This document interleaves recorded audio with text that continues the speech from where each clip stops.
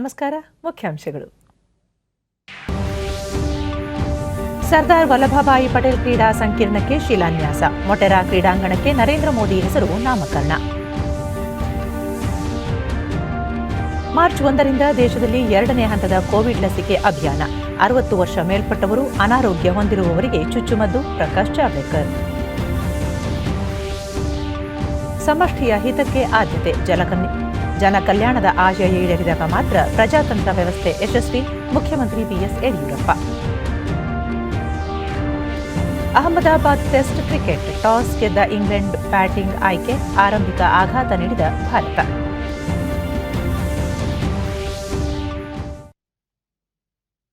ವಾರ್ತೆಗಳ ವಿವರ.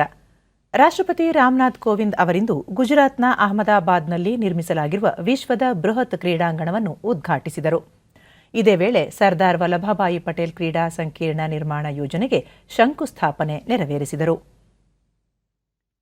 ಈ ಸಂದರ್ಭದಲ್ಲಿ ಪ್ರಥಮ ಮಹಿಳೆ ಸವಿತಾ ಕೋವಿಂದ್, ಸಚಿವರಾದ ಅಮಿತ್ ಶಾ, ಕಿರಣ್ ರಿಜಿಜು, ಗುಜರಾತ್ ರಾಜ್ಯಪಾಲ ಆಚಾರ್ಯ ದೇವವ್ರತ, ಉಪಮುಖ್ಯಮಂತ್ರಿ ನಿತಿನ್ ಭಾಯಿ ಪಟೇಲ್, ಬಿಸಿಸಿಐ ಕಾರ್ಯದರ್ಶಿ ಜೈ ಶಾ ಸೇರಿದಂತೆ ಮತ್ತಿತರರು ಉಪಸ್ಥಿತರಿದ್ದರು.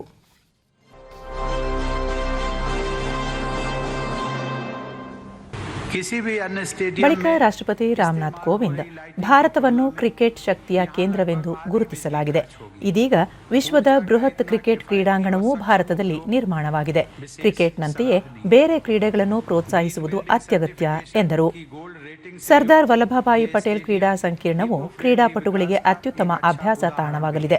ಅಂತಾರಾಷ್ಟ್ರೀಯ ಮಾನದಂಡಗಳಿಗೆ ಅನುಗುಣವಾಗಿ ಈ ಸಂಕೀರ್ಣವನ್ನು ರೂಪಿಸಲಾಗಿದ್ದು, ವಿಶ್ವದಲ್ಲೇ ನೂತನ ಕ್ರೀಡಾ ಕೇಂದ್ರವಾಗಿ ರೂಪುಗೊಳ್ಳಲಿದೆ. ಭಾರತಕ್ಕೆ ಹೊಸ ಹೆಗ್ಗುರುತನ್ನು ತಂದುಕೊಡಲಿದೆ ಎಂದು ತಿಳಿಸಿದರು. ದೇಶದಲ್ಲಿ ಖೇಲೋ ಇಂಡಿಯಾ ಸೇರಿದಂತೆ ಹಲವಾರು ಕಾರ್ಯಕ್ರಮಗಳ ಮೂಲಕ ಕ್ರೀಡಾ ಕ್ಷೇತ್ರದ ಪ್ರತಿಭಾನ್ವೇಷಣೆ ಮಾಡಲಾಗುತ್ತಿದೆ. ಪ್ರತಿಭಾನ್ವಿತರಿಗೆ ವಿಶೇಷ ತರಬೇತಿ ನೀಡಲಾಗುತ್ತಿದೆ. ಉತ್ತಮ ಕ್ರೀಡಾ ಸಂಸ್ಕೃತಿ ದೇಶದ ಅಭಿವೃದ್ಧಿಯ ಮಾನದಂಡವಾಗಿದೆ. ಕ್ರೀಡೆಯಿಂದ ಸಮರ್ಪಣಾ ಭಾವ ಹೆಚ್ಚುತ್ತದೆ ಎಂದರು. टेस्ट मैच के आयोजन के साथ आज से इस स्टेडियम में अंतर्राष्ट्रीय क्रिकेट मैचों की शुरुआत हो रही है. मुझे विश्वास है कि यहाँ की अति आधुनिक सुविधाएं खिलाड़ियों को श्रेष्ठ प्रदर्शन करने और दर्शकों को मैच देखने का विशेष अनुभव प्रदान करेंगे.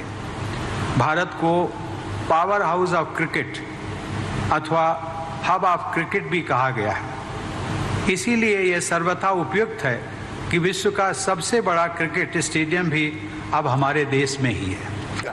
ये सब मिलाकर ಸಚಿವ ಅಮಿತ್ ಶಾ ಮೊಟೆರಾ ಕ್ರೀಡಾಂಗಣವನ್ನು ನರೇಂದ್ರ ಮೋದಿ ಕ್ರೀಡಾಂಗಣವೆಂದು ಮರುನಾಮಕರಣ ಮಾಡಿರುವ ಘೋಷಣೆಯನ್ನು ಪ್ರಕಟಿಸಿದರು.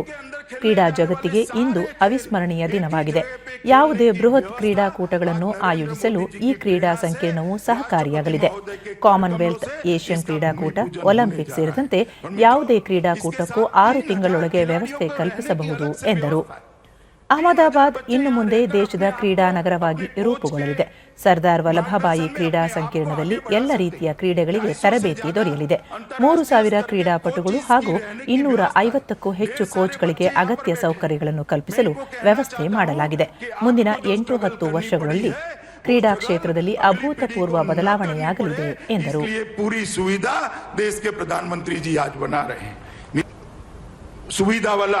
इंडोर स्टेडियम बनेगा, एक और इंडोर स्टेडियम बनेगा जिसके अंदर 15,000 लोग बैठ पाएंगे और 15,000 लोगों की बैठने की क्षमता वाला एक हॉकी स्टेडियम भी बनेगा.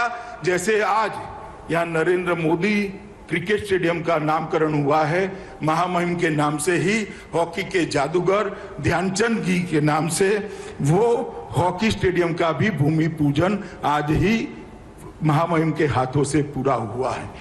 नारायणपुरा के अंदर लगभग 17 एकड़ से बड़ी जमीन के अंदर 77,000 चौरस मीटर के एरिया में 458 करोड़ के रुपए की लागत से एक दूसरा स्पोर्ट्स कॉम्प्लेक्स भी बनने जा रहा है, जिसका भी नामकरण होना बाकी है.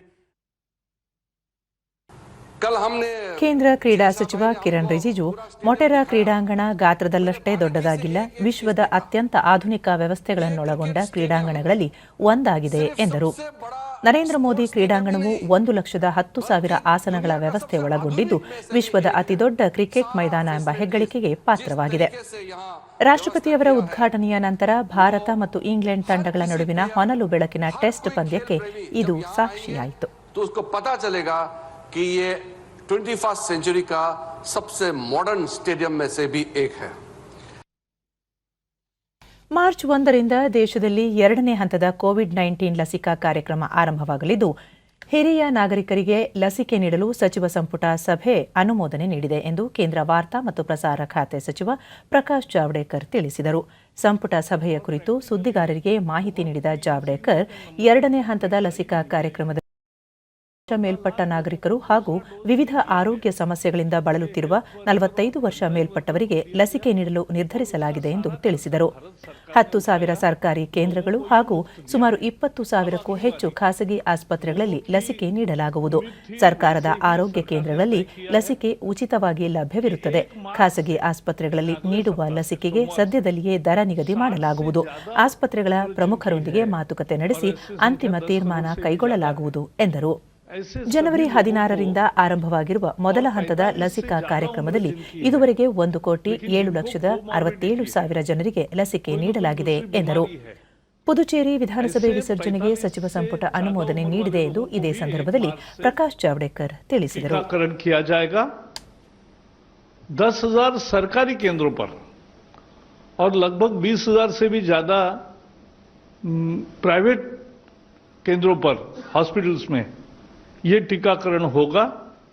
और उसमें सबसे बड़ा फैसला यह है कि जो 10,000 सरकारी केंद्रों पर जाकर टीका लगवाएंगे, कोई भी हो, उसको मुफ्त टीका लगेगा. वैक्सीन टीकाकरण की शुरुआत हुई है. आज तक 1,07,67,000 1,07,67,000 लोगों को टीकाकरण हुआ है. While appreciating the budget, ಕೇಂದ್ರ ಸಚಿವ ರವಿಶಂಕರ್ ಪ್ರಸಾದ್ ಎಲೆಕ್ಟ್ರಾನಿಕ್ಸ್ ಮತ್ತು ಔಷಧ ವಲಯಕ್ಕೆ ಉತ್ಪಾದನೆ ಆಧಾರಿತ ಪ್ರೋತ್ಸಾಹ ಯೋಜನೆ ಜಾರಿಗೊಳಿಸಲು ಸಚಿವ ಸಂಪುಟ ನಿರ್ಧರಿಸಿದೆ. ಲ್ಯಾಪ್ಟಾಪ್, ಟ್ಯಾಬ್ಲೆಟ್, ಪಿಸಿ ಹಾಗೂ ಸರ್ವರ್ಗಳ ಉತ್ಪಾದಕರನ್ನು ಉತ್ಪಾದನೆ ಆಧಾರಿತ ಪ್ರೋತ್ಸಾಹ ಯೋಜನೆಗೆ ಒಳಪಡಿಸಲಾಗುತ್ತಿದೆ. ಈ ಹಿಂದೆ ಮೊಬೈಲ್ ದೂರಸಂಪರ್ಕ ಕ್ಷೇತ್ರದ ಉತ್ಪಾದಕರಿಗೆ ಈ ಸೌಲಭ್ಯ ಜಾರಿಗೊಳಿಸಲಾಗಿತ್ತು. ಇದರಿಂದ ಉದ್ಯೋಗಾವಕಾಶ ಹಾಗೂ ರಫ್ತು ಹೆಚ್ಚಳವಾಗಲಿದೆ ಎಂದರು. ಮುಂದಿನ 5 ವರ್ಷಗಳಲ್ಲಿ 10 ಲಕ್ಷ ಕೋಟಿ ರೂಪಾಯಿ ರಫ್ತು ನಿರೀಕ್ಷೆ ಮಾಡಲಾಗಿದ್ದು 8 ಲಕ್ಷ ಉದ್ಯೋಗಗಳು ಸೃಷ್ಟಿಯಾಗಲಿವೆ ಎಂದರು. ಔಷಧ ವಲಯದಲ್ಲಿ ಜಾಗತಿಕವಾಗಿ ಭಾರತದ ಪಾಲು 3.5ರಷ್ಟಿದ್ದು, ದೇಶದ ಔಷಧ ಕ್ಷೇತ್ರದ ಗಾತ್ರ 40 ಬಿಲಿಯನ್ ಕೋಟಿಗಳಷ್ಟಿದೆ. ಭಾರತ ಪ್ರಸ್ತುತ 200 ದೇಶಗಳಿಗೆ ಔಷಧ ರಫ್ತು ಮಾಡುತ್ತಿದೆ. ಜಾಗತಿಕವಾಗಿ ಇನ್ನಷ್ಟು ಸ್ಪರ್ಧಾತ್ಮಕವಾಗಲು ಉತ್ಪಾದನೆ ಆಧಾರಿತ ಪ್ರೋತ್ಸಾಹ ಯೋಜನೆಯನ್ನು ಈ ಕ್ಷೇತ್ರಕ್ಕೂ ವಿಸ್ತರಿಸಲಾಗುತ್ತಿದೆ. ಒಟ್ಟಾರೆ 15,000 ಕೋಟಿ ರೂಪಾಯಿ ಯೋಜನೆ ಇದಾಗಿದ್ದು, ಇದರಿಂದ ದೇಶದ ಉದ್ಯೋಗ ಹಾಗೂ ರಫ್ತು ಗಮನಾರ್ಹವಾಗಿ ಹೆಚ್ಚಳವಾಗಲಿದೆ ಎಂದು ಮಾಹಿತಿ ನೀಡಿದರು. mobile phone and components, which was announced in April during the height of COVID, delivered production worth 35,000 crores, jobs to 22,500 crores, and about 13 crores of investment by them. Karnataka ವಿಧಾನಮಂಡಲದ ಕಾಮನ್ವೆಲ್ತ್ ಸಂಸದೀಯ ಸಂಘದ ವತಿಯಿಂದ ವಿಧಾನಸೌಧದ ಬ್ಯಾಂಕ್ವೆಟ್ ಹಾಲ್ನಲ್ಲಿಂದು ಆಯೋಜಿಸಿದ್ದ ಸಂಸದೀಯ ಮೌಲ್ಯಗಳ ಕುಸಿತವನ್ನು ತಡೆಗಟ್ಟುವ ನಿಟ್ಟಿನಲ್ಲಿ ಒಂದು ಆತ್ಮಾವಲೋಕನ ವಿಚಾರ ಸಂಕಿರಣ ಆಯೋಜಿಸಲಾಗಿತ್ತು. ವಿಧಾನಸಭಾಧ್ಯಕ್ಷ ವಿಶ್ವೇಶ್ವರ ಹೆಗಡೆ ಕಾಗೇರಿ, ವಿಧಾನ ಪರಿಷತ್ ಸಭಾಪತಿ ಬಸವರಾಜ ಹೊರಟ್ಟಿ, ಮುಖ್ಯಮಂತ್ರಿ ಬಿಎಸ್ ಯಡಿಯೂರಪ್ಪ, ವಿಧಾನಸಭೆ ವಿರೋಧ ಪಕ್ಷದ ನಾಯಕ ಸಿದ್ದರಾಮಯ್ಯ, ಮೇಲ್ಮನೆ ಪ್ರತಿಪಕ್ಷದ ನಾಯಕ ಎಸ್ಆರ್ ಪಾಟೀಲ್ ಮತ್ತಿತರ ಗಣ್ಯರು ಪಾಲ್ಗೊಂಡಿದ್ದರು. ಬಳಿಕ ಯಡಿಯೂರಪ್ಪ, ಪ್ರಜಾಪ್ರತಿನಿಧಿಯಾದವರು ಆದರ್ಶ ಮೌಲ್ಯಗಳ ಪ್ರತಿಪಾದಕರಾಗಿರಬೇಕು. ಅನುಭವ ಮಂಟಪದ ಪರಿಕಲ್ಪನೆಯ ಪ್ರಜಾತಂತ್ರ ವ್ಯವಸ್ಥೆ ಇಂದಿನ ಅಗತ್ಯವಾಗಿದ್ದು, ಬಸವಣ್ಣನವರು ಪ್ರತಿಪಾದಿಸಿದಂತೆ ಸಾರ್ವಜನಿಕ ವ್ಯವಸ್ಥೆಯ ಭಾಗವಾಗಿರುವ ಜನಪ್ರತಿನಿಧಿಗಳು ತಮ್ಮ ಅಧಿಕಾರವನ್ನು ಜನಹಿತಕ್ಕೆ ಮಾತ್ರವಲ್ಲದೆ ಸ್ವಾರ್ಥ ಹಿತಕ್ಕಾಗಿ ಬಳಸಬಾರದು ಎಂಬ ಸಂದೇಶವನ್ನು ಅರ್ಥ ಮಾಡಿಕೊಳ್ಳಬೇಕು ಎಂದರು. ಜನ ಕಲ್ಯಾಣವೇ ಮುಖ್ಯ ಗುರಿ ಎಂಬ ಭಾವನೆ ಜನಪ್ರತಿನಿಧಿಗಳಲ್ಲಿ ಬಂದಾಗ ಮಾತ್ರ ಪ್ರಜಾತಂತ್ರ ವ್ಯವಸ್ಥೆ ಯಶಸ್ವಿಯಾಗಲು ಸಾಧ್ಯ. ಸಾಮಾಜಿಕ ಮೌಲ್ಯಗಳು ಕುಸಿಯುತ್ತಿರುವ ಇಂದಿನ ದಿನಮಾನಗಳಲ್ಲಿ ಸಮಾಜದ ಕಟ್ಟಕಡೆಯ ವ್ಯಕ್ತಿಗೂ ಸರ್ಕಾರದ ಸವಲತ್ತುಗಳು ಲಭಿಸಬೇಕಿದೆ. ಸಮಷ್ಟಿಯ ಹಿತವನ್ನು ಕಾಯುವುದು ಆದ್ಯತೆಯಾಗಬೇಕು. ಶೋಷಿತರು ದಮನಿತರ ದನಿಯಾಗುವ ಮೂಲಕ ಸಾಂವಿಧಾನಿಕ ಆಶಯಗಳನ್ನು ಎತ್ತಿ ಹಿಡಿಯುವ ಕೆಲಸವನ್ನು ಜನಪ್ರತಿನಿಧಿಗಳು ಮಾಡಬೇಕು ಎಂಬ ಆಶಯ ವ್ಯಕ್ತಪಡಿಸಿದರು. ತಮ್ಮ ಅಧಿಕಾರವನ್ನು ಜನಹಿತಕ್ಕಾಗಿ ಅಲ್ಲದೇ ಸ್ವಾರ್ಥಕ್ಕಾಗಿ ಬಳಸಬಾರದು ಅನ್ನುವಂಥ ಸಂದೇಶವನ್ನು ಸಾರಿದ ದಾರ್ಶನಿಕ ಅಣ್ಣ ಬಸವಣ್ಣ. ಜನಬೆಂಬಲದಿಂದ ಆಯ್ಕೆಯಾದಂಥ ಪ್ರತಿ ಚುನಾಯಿತ ಪ್ರತಿನಿಧಿ ಅವನ ಮನಸ್ಸಿನಲ್ಲಿ ಜನ ಕಲ್ಯಾಣವೇ ಮುಖ್ಯ ಉದ್ದೇಶ ಆಗಿರಬೇಕು ಅನ್ನುವಂಥ ಭಾವನೆ ಇದ್ದಾಗ ಮಾತ್ರ ಈ ಪ್ರಜಾತಂತ್ರ ವ್ಯವಸ್ಥೆ ಯಶಸ್ವಿಯಾಗುತ್ತೆ. ನಮ್ಮ ದೇಶದ ವಿಧಾನಸಭೆ ಅಧ್ಯಕ್ಷ ವಿಶ್ವೇಶ್ವರ ಹೆಗಡೆ ಕಾಗೇರಿ ಭಾರತದ ಪ್ರಜಾಪ್ರಭುತ್ವ ವಿಶ್ವಕ್ಕೆ ಮಾದರಿಯಾದದ್ದು. ಡಾಕ್ಟರ್ ಬಿಆರ್ ಅಂಬೇಡ್ಕರ್ ಸೇರಿದಂತೆ ಸಂವಿಧಾನ ರಚನಾ ಸಮಿತಿಯ ಸದಸ್ಯರು ಸುದೀರ್ಘವಾಗಿ ಚರ್ಚಿಸಿ ಉತ್ಕೃಷ್ಟ ಸಂವಿಧಾನವನ್ನು ದೇಶಕ್ಕೆ ನೀಡಿದ್ದಾರೆ. ಸಂಸದೀಯ ವ್ಯವಸ್ಥೆಯನ್ನು ಬಲಪಡಿಸುವಲ್ಲಿ ಕರ್ನಾಟಕದ ಪಾತ್ರ ಮಹತ್ತರವಾದದ್ದು. ರಾಮಕೃಷ್ಣ ಹೆಗಡೆ, ನಜೀರ್ ಸಾಬ್ರಂತಹ ಮಹನೀಯರು ರಾಜ್ಯದಲ್ಲಿ ಅಧಿಕಾರ ವಿಕೇಂದ್ರೀಕರಣ ಮತ್ತು ಸಂಸದೀಯ ವ್ಯವಸ್ಥೆ ಬಲಪಡಿಸಲು ಶ್ರಮಿಸಿದ್ದಾರೆ. ಇಂತಹ ವ್ಯವಸ್ಥೆಯನ್ನು ಕಾಪಾಡಿಕೊಳ್ಳುವ ಜವಾಬ್ದಾರಿ ನಮ್ಮೆಲ್ಲರ ಮೇಲಿದೆ. ಶಕ್ತಿಶಾಲಿಯಾಗಿ ರೂಪಿಸೋದಕ್ಕೆ ತಮ್ಮದೇ ಆದಂತಹ ಚಿಂತನೆಯನ್ನ ಸುದೀರ್ಘವಾಗಿ ಚರ್ಚೆಯೊಂದಿಗೆ ಮಾಡಿದ್ದಾರೆ. ಆ ಎಲ್ಲ ಚರ್ಚೆಯ ಪರಿಣಾಮ ಇಷ್ಟು ದೊಡ್ಡ ಪ್ರಜಾಪ್ರಭುತ್ವದ ಸಂಸದೀಯ ವ್ಯವಸ್ಥೆ ನಮ್ಮ ದೇಶದಲ್ಲಿ ನಿರ್ಮಾಣ ಆಗಿದೆ. ತುರ್ತು ಪರಿಸ್ಥಿತಿಯ ಆ ಒಂದು ಸಂದರ್ಭವನ್ನ ಬಿಟ್ಟರೆ ಇಡೀ ದೇಶದಲ್ಲಿ ನಮ್ಮ ಈ ವ್ಯವಸ್ಥೆ ಅತ್ಯುತ್ತಮವಾಗಿ, ಮಾದರಿಯಾಗಿ, ಪ್ರೇರಣಾದಾಯಿಯಾಗಿ ನಡೆದಿದೆ ಅನ್ನೋದನ್ನ ನಾವೆಲ್ಲ ಹೆಮ್ಮೆ, ಅಭಿಮಾನದಿಂದ ಸ್ಮರಿಸಿಕೊಳ್ಬಹುದು. ಅದಕ್ಕೆ ಕಾರಣೀಕರ್ತರಾದಂಥವ್ರನ್ನ ಎಲ್ಲರನ್ನೂ ನಾನು ಮತ್ತೆ ಸ್ಮರಿಸಿಕೊಳ್ತೀನಿ, ಅಭಿನಂದಿಸ್ತೇನೆ. ಜಲಸಂಪನ್ಮೂಲ ಸಚಿವ ರಮೇಶ್ ಜಾರಕಿಹೊಳಿ ದೆಹಲಿಯಲ್ಲಿಂದು ಕೇಂದ್ರ ಜಲಶಕ್ತಿ ಸಚಿವ ಗಜೇಂದ್ರ ಸಿಂಗ್ ಶೇಖಾವತ್ ಅವರನ್ನು ಭೇಟಿ ಮಾಡಿ ಹಲವು ವಿಷಯಗಳ ಕುರಿತು ಚರ್ಚಿಸಿದರು. ಈ ಸಂದರ್ಭದಲ್ಲಿ ಕೃಷ್ಣ, ಕಾವೇರಿ ಮತ್ತು ಮಹದಾಯಿ ನೀರಾವರಿ ಯೋಜನೆಗಳ ಅನುಷ್ಠಾನದ ಕುರಿತು ಕೇಂದ್ರ ಸಚಿವರ ಗಮನ ಸೆಳೆದರು ಎನ್ನಲಾಗಿದೆ.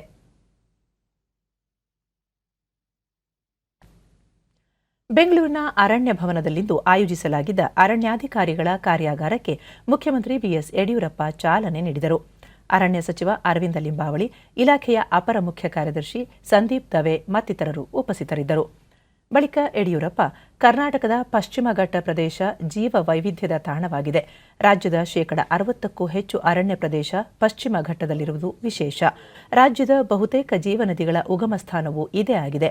ದೇಶದ 25% ಆನೆ ಹಾಗೂ 18% ಹುಲಿ ಸಂತತಿಯನ್ನು ರಾಜ್ಯ ಹೊಂದಿದೆ. ಈ ಅರಣ್ಯ ಸಂಪತ್ತನ್ನು ರಕ್ಷಿಸುವಲ್ಲಿ ಇಲಾಖೆಯ ಸಿಬ್ಬಂದಿಯ ಪ್ರಯತ್ನ ಶ್ಲಾಘನೀಯ. ವನ್ಯಜೀವಿ ಬೇಟೆ ತಡೆ, ಕಾಡ್ಗಿಚ್ಚು ನಿಯಂತ್ರಣ, ಅರಣ್ಯ ಒತ್ತುವರಿ ತಡೆ ಮುಂತಾದ ವಿಷಯಗಳಲ್ಲಿ ಗಣನೀಯ ಪ್ರಗತಿ ಸಾಧಿಸಲಾಗಿದೆ. ಅರಣ್ಯಾಭಿವೃದ್ಧಿ ಸೇರಿದಂತೆ ಹಲವು ಚಟುವಟಿಕೆಗಳಲ್ಲಿ ಸಿಬ್ಬಂದಿ ಹೆಚ್ಚಿನ ಉತ್ಸಾಹದಿಂದ ಪಾಲ್ಗೊಂಡಿದ್ದಾರೆ. ಅರಣ್ಯ ರಕ್ಷಣೆಗಾಗಿ ಬಲಿದಾನಗೈದ ಹುತಾತ್ಮ ಅಧಿಕಾರಿಗಳ ಸ್ಮರಣೆಯೂ ಅಗತ್ಯವಾಗಿದ್ದು, ಸಾಧಕ ಸಿಬ್ಬಂದಿಗೆ ಮುಖ್ಯಮಂತ್ರಿಗಳ ವಿಶೇಷ ಪದಕ ನೀಡಿ ಗೌರವಿಸಲಾಗುತ್ತಿದೆ. ರೈತರು, ವನವಾಸಿ ಬುಡಕಟ್ಟುಗಳ ಸಹಕಾರದಿಂದ ಅರಣ್ಯ ರಕ್ಷಣೆಗೆ ವಿನೂತನ ಯೋಜನೆ ರೂಪಿಸಬೇಕು. ಸ್ಥಳೀಯ ಜನರ ಸಹಕಾರ ಈ ಹಂತದಲ್ಲಿ ಪ್ರಮುಖವಾಗಿದೆ. ಬೇಸಿಗೆ ಕಾಲ ಆರಂಭವಾಗುತ್ತಿದ್ದು, ಕಾಡ್ಗಿಚ್ಚು ನಿಯಂತ್ರಣ ಸವಾಲಿನ ಕೆಲಸವಾಗಿದೆ. ಈ ಹಂತದಲ್ಲಿ ಅಧಿಕಾರಿಗಳ ಪರಿಶ್ರಮ ಹೆಚ್ಚಬೇಕು. ಅರಣ್ಯದಲ್ಲಿ ಹಣ್ಣಿನ ಗಿಡಗಳನ್ನು ಹೆಚ್ಚಾಗಿ ಬೆಳೆಸಲು ಕ್ರಮ ಕೈಗೊಳ್ಳಬೇಕು. ಇದರಿಂದ ವನ್ಯಜೀವಿಗಳು ನಾಡಿನ ಕಡೆ ವಲಸೆ ಬರುವುದು ತಪ್ಪುತ್ತದೆ ಎಂದು ಅವರು ಸಲಹೆ ನೀಡಿದರು. ಅದಕ್ಕೆ ಆಸ್ಪದ ಕೊಡದೆ ಎಚ್ಚರಿಕೆ ವಹಿಸಬೇಕಾಗಿರುವಂಥದ್ದು ಈ ಸಂದರ್ಭದಲ್ಲಿ ತುಂಬ ಅಗತ್ಯ ಇರುವಂಥದ್ದು. ಈಗಾಗಲೇ ವನ್ಯಜೀವಿಗಳನ್ನು ತಡೆಯೋದಕ್ಕೆ ಏನೇನು ಮಾಡಿದ್ದೇವೆ, ಏನೇನು ಮಾಡಬೇಕು ಅನ್ನುವಂಥ ಮಾತುಗಳು ಹೇಳಿದ್ದೀರ. ಅದಕ್ಕೆ ಸರ್ಕಾರದ ಕಡೆಯಿಂದ ಏನೇನು ಅಗತ್ಯ ಇದೆಯೋ ಅದನ್ನು ಮಾಡೋಣ. ಮತ್ತು ತಾವು ಅರಣ್ಯದಲ್ಲಿ ಹಣ್ಣಿನ ಗಿಡಗಳನ್ನು ಹೆಚ್ಚು ಬೆಳೆಸಬೇಕು. ಈ ಹಣ್ಣಿನ ಗಿಡಗಳನ್ನು ಹೆಚ್ಚು ಬೆಳೆಸೋದ್ರಿಂದ ಅಲ್ಲಿರೋಂಥ ಪಶು ಪಕ್ಷಿ ಪ್ರಾಣಿಗಳಿಗೆ ಹಣ್ಣು ಸಿಗುತ್ತೆ. ಮತ್ತು ಭಾಳ ದೊಡ್ಡ ಪ್ರಮಾಣದಲ್ಲಿ ಕಾಡನ್ನು ಉಳಿಯುವ ಸಹ ಇದರಿಂದ ಅನುಕೂಲ ಆಗುತ್ತೆ. ಈ ದಿಕ್ಕಿನಲ್ಲೂ ಸಹ ನೀವು ವಿಶೇಷವಾದ ಪ್ರಯತ್ನ ಮಾಡಬೇಕು. ಅರಣ್ಯ ಭವನ ಆವರಣದಲ್ಲಿ ಮುಖ್ಯಮಂತ್ರಿ ಸಸಿ ನೆಟ್ಟರು.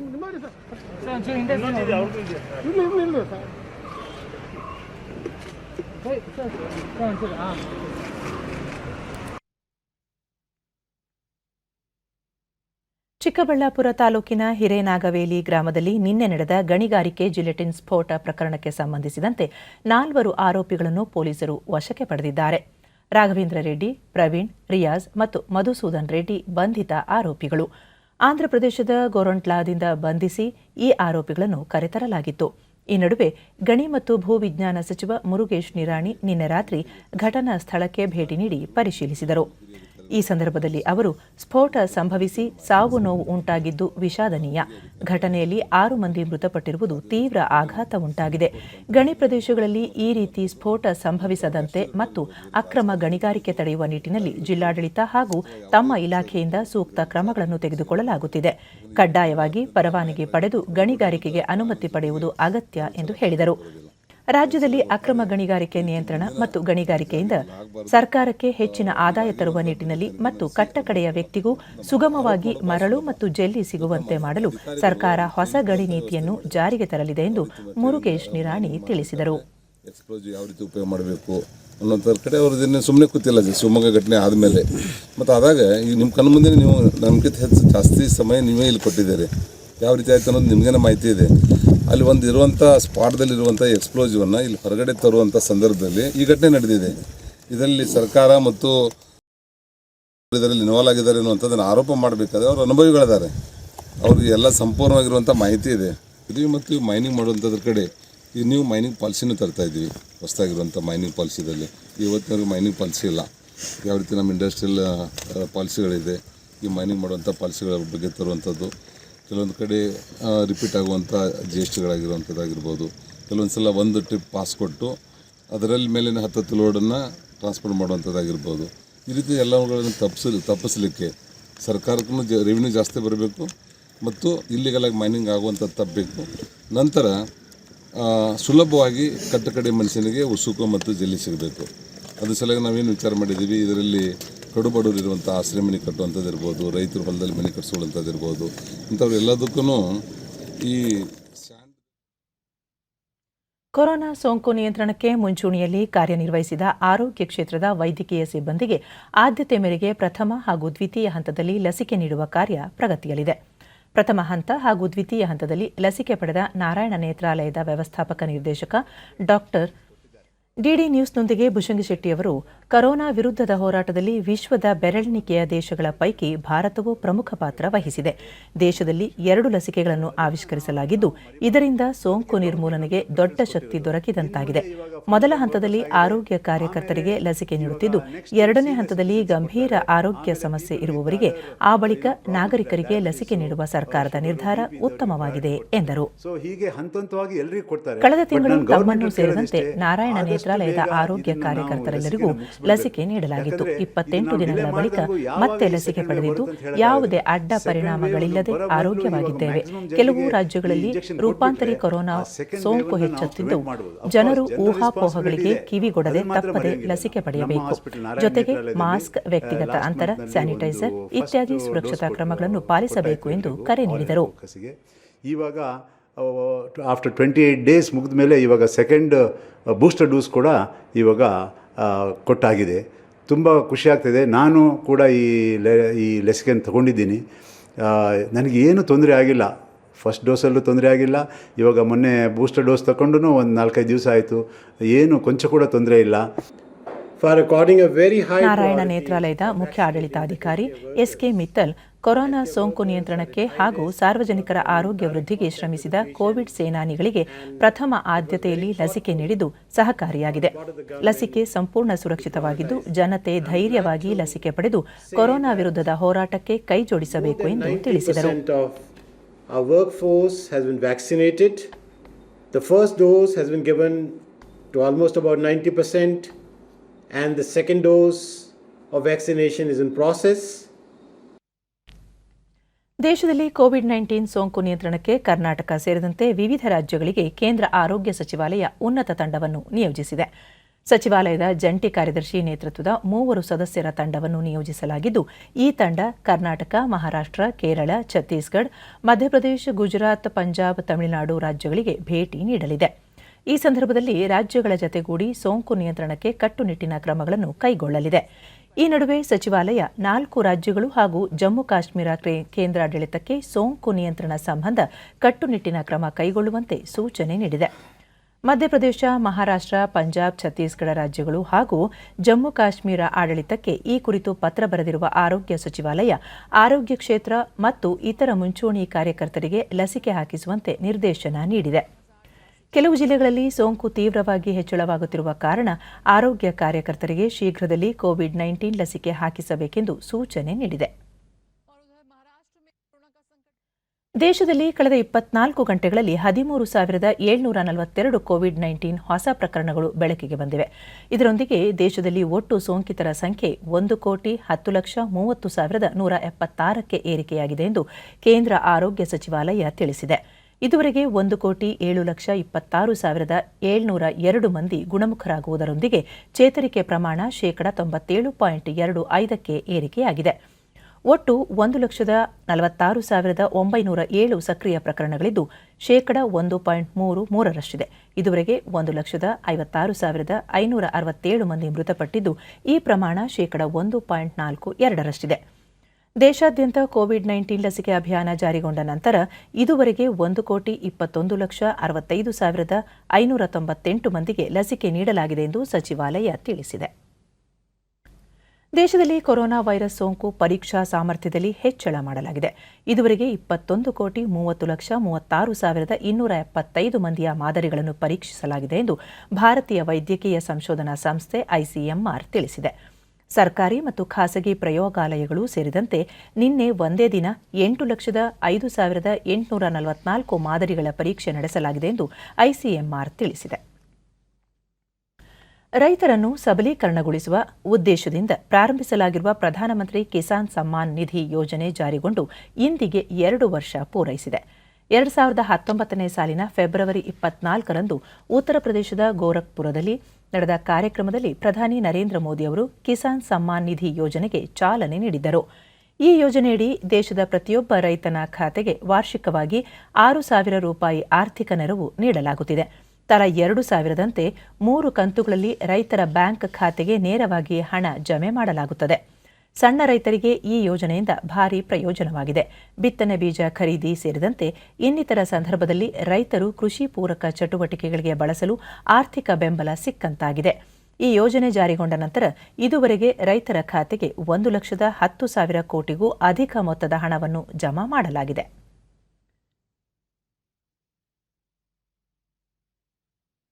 ಈ ಯೋಜನೆ ಕುರಿತು ಟ್ವೀಟ್ ಮಾಡಿರುವ ಪ್ರಧಾನಿ ನರೇಂದ್ರ ಮೋದಿ, ಕಿಸಾನ್ ಸಮ್ಮಾನ್ ನಿಧಿ ಕಾರ್ಯಕ್ರಮ ಜಾರಿಯಿಂದ ಸಾಕಷ್ಟು ಜನರಿಗೆ ಪ್ರಯೋಜನವಾಗಿದ್ದು ಅವರ ಜೀವನದಲ್ಲಿ ಬದಲಾವಣೆ ತಂದಿದೆ ಎಂದಿದ್ದಾರೆ. ರೈತರು ಆರ್ಥಿಕವಾಗಿ ಸದೃಢಗೊಳಿಸಲು ಸಹಕಾರಿಯಾಗಿದ್ದು ಇನ್ನೂ ಹೆಚ್ಚಿನ ಕೆಲಸ ಮಾಡಲು ಅವರಿಗೆ ಪ್ರೇರಣೆ ನೀಡಲಿದೆ. ಆತ್ಮನಿರ್ಭರ ಭಾರತ ಅಭಿಯಾನದಲ್ಲೂ ಇಂದು ಅನ್ನದಾತನ ಕೊಡುಗೆ ಇದ್ದು ದೇಶ ಯಾವ ಸಂಕಲ್ಪ ಮಾಡಿದೆಯೋ ಅದರಲ್ಲಿ ಕಿಸಾನ್ ಸಮ್ಮಾನ್ ನಿಧಿ ಯೋಜನೆಯು ಮಹತ್ವಪೂರ್ಣವಾದುದಾಗಿದೆ ಎಂದು ಹೇಳಿದ್ದಾರೆ. ಪ್ರಥಮ ರಾಷ್ಟ್ರೀಯ ಆಟಿಕೆ ಮೇಳವನ್ನು ಇದೇ 27ರಿಂದ ಮಾರ್ಚ್ 2ರವರೆಗೆ ವರ್ಚುವಲ್ ಮಾಧ್ಯಮದ ಮೂಲಕ ಆಯೋಜಿಸಲಾಗಿದೆ. ಮಕ್ಕಳ ಸಂತೋಷದಾಯಕ ಪರಿಕಲ್ಪನೆಗಳಿಗೆ ಸಹಕಾರಿಯಾಗುವ ನಿಟ್ಟಿನಲ್ಲಿ ಮೆಗಾ ಮೇಳ ನಡೆಸಲಾಗುತ್ತಿದ್ದು ವಿಚಾರ ಸಂಕಿರಣವನ್ನು ಸಹ ಏರ್ಪಡಿಸಲಾಗಿದೆ. ಭಾರತದ 1000ಕ್ಕೂ ಹೆಚ್ಚು ಕಂಪನಿಗಳು ಮತ್ತು ನುರಿತ ಕುಶಲಕರ್ಮಿಗಳು ಮೆಗಾ ಮೇಳದಲ್ಲಿ ಭಾಗವಹಿಸಿ ತಮ್ಮ ಆಟಿಕೆ ಸಾಮಗ್ರಿಗಳ ಪ್ರದರ್ಶನ ಮಾಡಲಿದ್ದಾರೆ. ಅಲ್ಲದೆ ಮೇಳದಲ್ಲಿ ಜಾಗತಿಕ ಹೂಡಿಕೆದಾರರ ಮತ್ತು ಆಮದು ಸಂಸ್ಥೆಗಳ ಸಂಸ್ಥಾಪಕರು ಹಾಗೂ ಸ್ಥಳೀಯ ಸಂಸ್ಥೆಗಳ ಪ್ರತಿನಿಧಿಗಳು ಸಹ ಭಾಗವಹಿಸಲಿದ್ದಾರೆ. 7 ಲಕ್ಷ ಕೋಟಿ ರೂಪಾಯಿಗಳ ಸ್ಥಳೀಯ ಆಟಿಕೆಗಳ ವ್ಯಾಪಾರದಲ್ಲಿ ಭಾರತ ಸರ್ಕಾರದ ಬೆಂಬಲದೊಂದಿಗೆ ಮುಂಬರುವ ವರ್ಷ 400 ಬಿಲಿಯನ್ ಆಟಿಕೆ ವ್ಯವಹಾರವನ್ನು ನಡೆಸಲು ತಯಾರಿ ನಡೆಸಲಾಗಿದೆ. ಪ್ರಧಾನಮಂತ್ರಿಯವರ ಆತ್ಮನಿರ್ಭರ ಭಾರತದ ಕನಸು ನನಸು ಮಾಡುವ ಉದ್ದೇಶದಿಂದ ಪೋಷಕರು, ಶಿಕ್ಷಕರು, ಉದ್ಯಮಿಗಳು ಹಾಗೂ ಹೂಡಿಕೆದಾರರು ಭಾರತೀಯ ಆಟಿಕೆಗಳ ವ್ಯಾಪಾರ ಮೇಳದಲ್ಲಿ ಭಾಗವಹಿಸಬಹುದಾಗಿದೆ. ಭಾಗವಹಿಸುವವರು www.theindiaratiofair.in ಜಾಲತಾಣದ ಮೂಲಕ ನೋಂದಾಯಿಸಿಕೊಳ್ಳಬಹುದು. ಭಾರತ ಸರ್ಕಾರ ಭಾರತದ ಆಟಿಕೆಗಳ ಕಾರ್ಖಾನೆಯನ್ನು ಸಹಾಯ ಮಾಡಲು ಮೊಟ್ಟ ಮೊದಲ ಬಾರಿಗೆ ಇಂಡಿಯಾ ಟಾಯ್ ಫೇರ್ ಅನ್ನು ಆಯೋಜಿಸುತ್ತಿದೆ. ಅಲ್ಲಿ ನೀವು ವಿಧ ವಿಧವಾದ fun toys, science toys, modern toys, local toys, educational toys ಮತ್ತು ಮಾಡರ್ನ್ ಎಲೆಕ್ಟ್ರಾನಿಕ್ ಟಾಯ್ಸ್ ಅನ್ನು ನೋಡಬಹುದು. ತಜ್ಞರಿಂದ ಕಲಿಯಿರಿ. ಟಾಯ್ಸ್ ಹೇಗೆ ತಯಾರಿಸುವುದು ನಿಮ್ಮ ಮಕ್ಕಳ ಶಿಕ್ಷಣದಲ್ಲಿ ಒಂದು ಪ್ರಮುಖ ಅಂಶ. ನಿಮ್ಮ ಮಕ್ಕಳನ್ನು ಪರಿಚಯಿಸಿ ಸಂತೋಷದಾಯಕ ಕಲಿಕೆಯ ಪರಿಕಲ್ಪನೆಗಳಿಗೆ ವೆಬ್ನಾರ್ಗಳು ಮತ್ತು ಸೆಮಿನಾರ್ಗಳಿಗೆ ಹಾಜರಾಗಿ ಮತ್ತು ಪ್ರತಿ ವಯಸ್ಸಿನ ಆಟಿಕೆ ಅಗತ್ಯಗಳನ್ನು ಅರ್ಥ ಮಾಡಿಕೊಳ್ಳಿ. Global investors, exporters, industry leaders, ಎಂಎಸ್ಎಂಇಗಳು, ಎಸ್ಎಂಇಗಳು ಮತ್ತು ಲೋಕಲ್ ಟಾಯ್ಸ್ ಮೆಗಾ ಮೇಳ. ಈ ವರ್ಚುವಲ್ ಪ್ಲಾಟ್ಫಾರ್ಮ್ನಲ್ಲಿ ಭಾರತದ 1000ಕ್ಕೂ ಹೆಚ್ಚು ಕಂಪನಿಗಳು ಮತ್ತು ನುರಿತ ಕುಶಲಕರ್ಮಿಗಳು ಪ್ರದರ್ಶಿಸಲಿದ್ದಾರೆ. ಈ ಜಗತ್ತಿಗೆ ಅವರ ಅನನ್ಯ ಪ್ರತಿಭೆಗಳ ಪರಂಪರೆ. 7 ಲಕ್ಷ ಕೋಟಿ ಗ್ಲೋಬಲ್ ಟಾಯ್ ಟ್ರೇಡ್ನಲ್ಲಿ ಮುಂಬರುವ ವರ್ಷಗಳಲ್ಲಿ ಭಾರತ ಸರ್ಕಾರದ ಬೆಂಬಲದೊಂದಿಗೆ ಭಾರತೀಯ ಉದ್ಯಮಿಗಳು ಮತ್ತು ನುರಿತ ಕುಶಲಕರ್ಮಿಗಳು $400 ಬಿಲಿಯನ್ ಆಟಿಕೆ ವ್ಯವಹಾರವನ್ನು ನಡೆಸಲು ಸಾಧ್ಯವಾಗುತ್ತದೆ. ನಮ್ಮ ಪ್ರಧಾನಿ ಮಂತ್ರಿಗಳ ಸ್ವಾವಲಂಬನೆಯ ಕನಸು ಈಗ ನಾವೆಲ್ಲರೂ ಒಟ್ಟಾಗಿ ಪೂರೈಸುತ್ತೇವೆ. ನಾವು ನಮ್ಮ ಹೊಸ ಗುರುತನ್ನು ರೂಪಿಸುತ್ತೇವೆ. ಹೊಸ ಎತ್ತರಕ್ಕೆ ಏರಿ ಮತ್ತು ಗ್ಲೋಬಲ್ ಟಾಯ್ ಟ್ರೇಡ್ನಲ್ಲಿ ಒಂದು ಗೂಡು ರಚಿಸಿ. ಪೋಷಕರು, ಶಿಕ್ಷಕರು, ಉದ್ಯಮಿಗಳು ಮತ್ತು ಹೂಡಿಕೆದಾರರು ಫೆಬ್ರವರಿ 27ರಿಂದ ಮಾರ್ಚ್ 2ರವರೆಗೆ ಈ ಐತಿಹಾಸಿಕ ಇಂಡಿಯಾ ಟಾಯ್ ಫೇರ್ನ ಭಾಗವಾಗಬೇಕು ಮತ್ತು www.theindiatoyfair.in ನಲ್ಲಿ ನೋಂದಾಯಿಸಿ. मैं अपने स्टार्टअप मित्रों हमारे नए उद्यमियों से कहता हूँ, आइए मिलकर खिलौने बनाएं। अब सभी के लिए लोकल खिलौनों के लिए वोकल होने का समय है। Team up for toys. ಪ್ರಧಾನಿ ನರೇಂದ್ರ ಮೋದಿ ನಾಳೆ ತಮಿಳುನಾಡು, ಪುದುಚೇರಿ ರಾಜ್ಯಗಳಿಗೆ ಭೇಟಿ ನೀಡಲಿದ್ದು ಹಲವಾರು ಅಭಿವೃದ್ಧಿ ಯೋಜನೆಗಳ ಉದ್ಘಾಟನೆ ಹಾಗೂ ಶಂಕುಸ್ಥಾಪನೆ ನೆರವೇರಿಸಲಿದ್ದಾರೆ. ಕಾರೈಕಲ್ ಜಿಲ್ಲೆ ಒಳಗೊಂಡಂತೆ ನಾಗಪಟ್ಟಣಂ ಪ್ಯಾಕೇಜ್ ನಮ್ನ 56 ಕಿಲೋಮೀಟರ್ ಉದ್ದದ ಸತ್ತನಾಥಪುರಂ ಮತ್ತು ನಾಗಪಟ್ಟಣಂ ನಡುವಿನ ರಾಷ್ಟ್ರೀಯ ಹೆದ್ದಾರಿ 45A ಚತುಷ್ಪಥ ರಸ್ತೆ ನಿರ್ಮಾಣಕ್ಕೆ ಪ್ರಧಾನಿ ಅವರು ಶಂಕುಸ್ಥಾಪನೆ ನೆರವೇರಿಸಲಿದ್ದಾರೆ. ಈ ಯೋಜನೆಗೆ ಸುಮಾರು 2,426 ಕೋಟಿ ರೂಪಾಯಿ ವೆಚ್ಚವಾಗಲಿದೆ. ಕಾರೈಕಲ್ ನೂತನ ಕ್ಯಾಂಪಸ್ 1ನೇ ಹಂತದಲ್ಲಿ ವೈದ್ಯಕೀಯ ಕಾಲೇಜು ಕಟ್ಟಡಕ್ಕೆ ನರೇಂದ್ರ ಮೋದಿ ಅವರು ಶಿಲಾನ್ಯಾಸ ನೆರವೇರಿಸಲಿದ್ದು ಸುಮಾರು 491 ಕೋಟಿ ರೂಪಾಯಿ ಅಂದಾಜು ವೆಚ್ಚದಲ್ಲಿ ಈ ಯೋಜನೆಯನ್ನು ಕೈಗೆತ್ತಿಕೊಳ್ಳಲಾಗಿದೆ. ಬಳಿಕ ಸಾಗರಮಾಲಾ ಯೋಜನೆಯಡಿ ಅಭಿವೃದ್ಧಿಪಡಿಸಲು ಉದ್ದೇಶಿಸಲಾಗಿರುವ ಪುದುಚೇರಿಯ ಕಿರುಬಂದರು ನಿರ್ಮಾಣ ಕಾರ್ಯಕ್ಕೆ ಅಡಿಗಲ್ಲು ಹಾಕಲಿದ್ದಾರೆ. ಸಂಜೆ ತಮಿಳುನಾಡಿನ ಕೊಯಮತ್ತೂರಿನಲ್ಲಿ 12,400 ಕೋಟಿ ರೂಪಾಯಿ ಮೌಲ್ಯದ ವಿವಿಧ ಅಭಿವೃದ್ಧಿ ಯೋಜನೆಗಳಿಗೆ ಪ್ರಧಾನಿ ಹಸಿರು ನಿಶಾನೆ ತೋರಲಿದ್ದಾರೆ.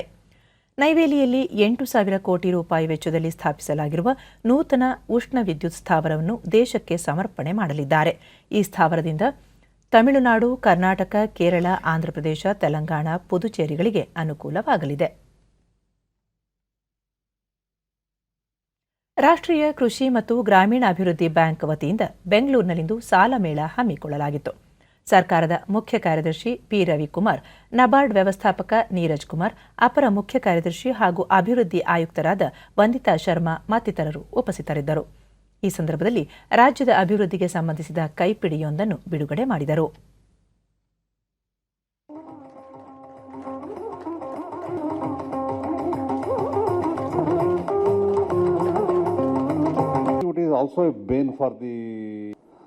ಬಳಿಕ ಅವರು ರಾಜ್ಯದ ಎಲ್ಲ 30 ಜಿಲ್ಲೆಗಳ ಸಾಲ ಸಂಭಾವ್ಯತೆಗಳನ್ನು ವೈಜ್ಞಾನಿಕವಾಗಿ ಅಂದಾಜಿಸಿ ಅವುಗಳನ್ನು ಕೈಪಿಡಿ ರೂಪದಲ್ಲಿ ಪ್ರಕಟಿಸಿರುವುದು ಅತ್ಯುತ್ತಮ ಕಾರ್ಯವಾಗಿದೆ.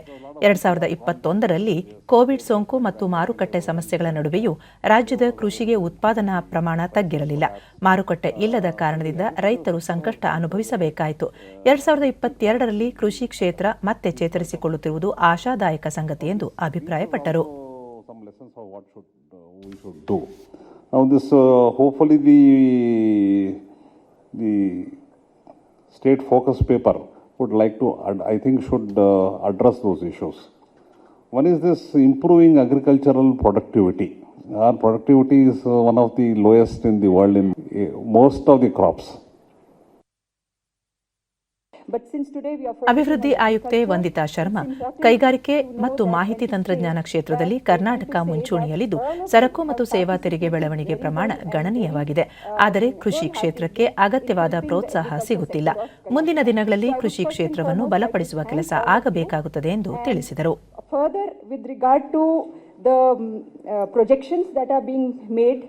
I would wanted to know, maybe probably it will come in the presentation subsequently. ಅಹಮದಾಬಾದ್ನ Narendra Modi ಕ್ರೀಡಾಂಗಣ ಉದ್ಘಾಟನೆಯಾದ ಕೆಲವೇ ಸಮಯದಲ್ಲಿ ಭಾರತ ಇಂಗ್ಲೆಂಡ್ ಐತಿಹಾಸಿಕ ಪಿಂಕ್ ಬಾಲ್ ಪಂದ್ಯಕ್ಕೆ ಸಾಕ್ಷಿಯಾಯಿತು.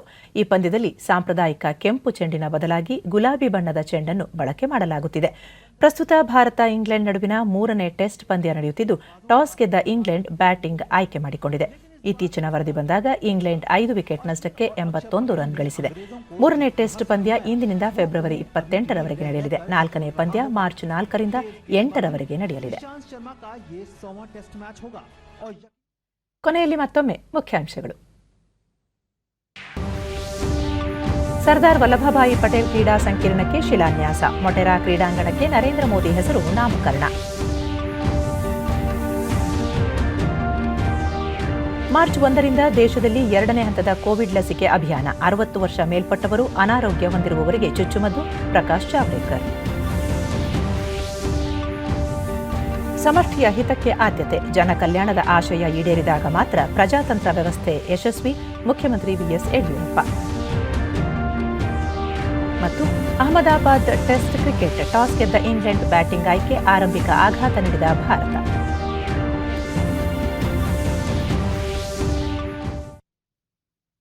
ನಮ್ಮ ವಾರ್ತಾ ಪ್ರಸಾರವನ್ನು ನೀವು ಡಿಡಿ ಚಂದನ ನ್ಯೂಸ್ ಯೂಟ್ಯೂಬ್ ಚಾನೆಲ್ನಲ್ಲೂ ವೀಕ್ಷಿಸಬಹುದು.